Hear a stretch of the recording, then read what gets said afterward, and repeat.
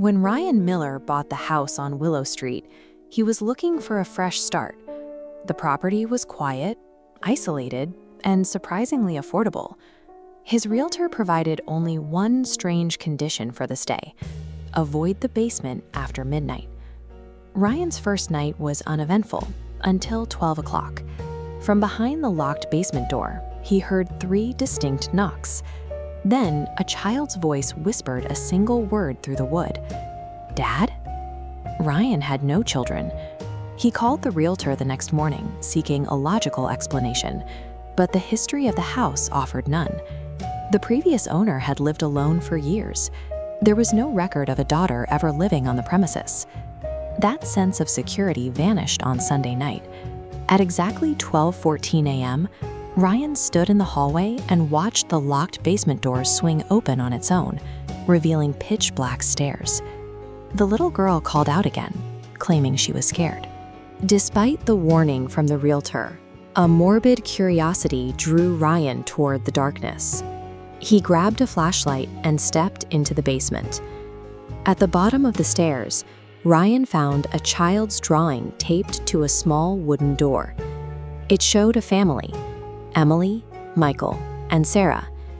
The detail that stopped Ryan in his tracks was the man in the drawing. He shared Ryan's exact face. A search of local archives revealed a newspaper article from 1998. The Carter family had disappeared from this very house without a trace. The police found no signs of a struggle, just an empty home. The daughter in the police report, Sarah Carter, was the same girl Ryan had heard in the dark. Ryan brought Detective Mason to the house to show him the discovery. But when they reached the basement, the wooden door had vanished. In its place stood a solid concrete wall. There was no longer any physical evidence that the room had ever existed. Detective Mason explained that the house had a history of these anomalies. Every few years, an occupant begins to see things. The architecture physically shifts to reveal what they have lost. The house had targeted Ryan for a reckoning, pulling him into the gravity of a tragedy he had no memory of ever suffering. The final descent began with a phone call. An unknown number appeared on Ryan's screen, and the voice of the little girl told him her mother was waiting for him downstairs. Ryan returned to the basement to find the wooden door had reappeared. Behind it laid a hallway that defied the house's foundation, lined with photographs of the Carter family. Among them was a portrait of Ryan himself, standing with Sarah on June 17, 1998. He found 8-year-old Sarah waiting in a bedroom at the end of the hall. When Ryan denied being her father, she told him he always said that, before pointing toward the walls. She warned him that her parents were still trapped inside. 3 knocks vibrated through the plaster. Watch as the architecture shifts, transporting Ryan directly into a sunlit kitchen in the summer of 1998. The house had dismantled the boundaries of time, dragging Ryan 28 years into the past, to the exact moment the original tragedy occurred. Staring at his younger self in the kitchen, Ryan realized he had never truly been Ryan Miller. His real name was Michael Carter, the man who had discovered a hidden room beneath the floorboards 28 years earlier. The mirror functioned like a predatory entity.